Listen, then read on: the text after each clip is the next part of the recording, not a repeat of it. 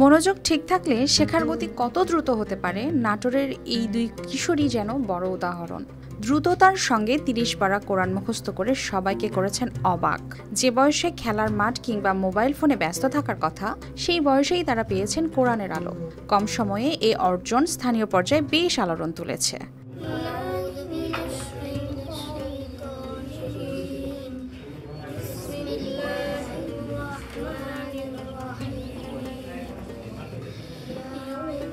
শিক্ষকরা জানান, শুরু থেকেই মারুফ ও আব্দুর রহমান হিফজ বিভাগে ছিলেন নিয়মিত ও মনোযোগী। প্রতিদিনের সবক ও মোরাকাবা তারা করত সময় মতো।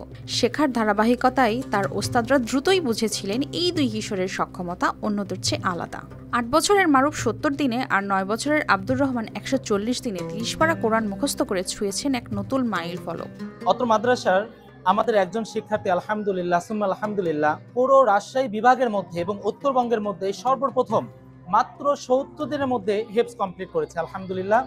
আমাদের আরেকজন শিক্ষার্থী আব্দুর রহমান মাত্র ৪ মাস ২০ দিনে হিফজ কমপ্লিট করেছে। আল্লাহর কাছে লাখো কোটি শুকরিয়া।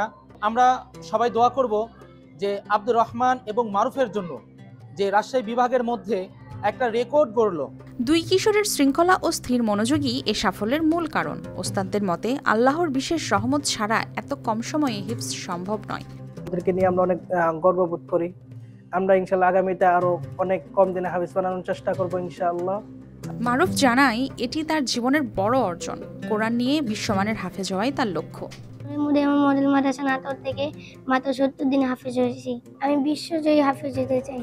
আব্দুর রহমান জানায়, আল্লাহর শক্তি, শিক্ষক ও বাবা মায়ের উৎসাহেই সে হিফজ সম্পন্ন করেছে।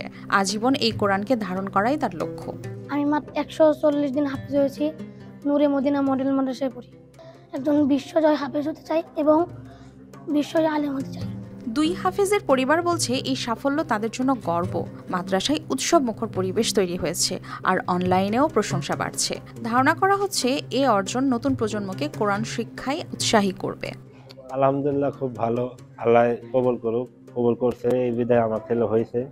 যারা শিক্ষক আছে এরা অনেক ভালো, এদের অনেক পরিশ্রমের ফলে আমার ছেলে আল্লাহ কবুল করছে বিধায়, আর এই শিক্ষকদের মানে অধিক পরিশ্রমের ফলে আমার ছেলে হাফেজ হয়েছে। তাই আপনাদের সকলের কাছে, দেশবাসী সকলের কাছে আমার অনুরোধ, আপনারা সকলেই আমার সন্তানের জন্য দোয়া করবেন। সে যেন একজন ভালো একজন আলেম হয়ে, মাওলানা হয়ে দ্বীনের পথে থাকতে পারে এবং সকলের কাছে এই দ্বীনের সুলভ করতে পারে, পৌঁছে দিতে পারে। এ সাফল্য প্রমাণ করে সঠিক দিক নির্দেশনা ও মনোযোগে শিশুদের বড় সাফল্য অর্জন সম্ভব। News desk, RTV।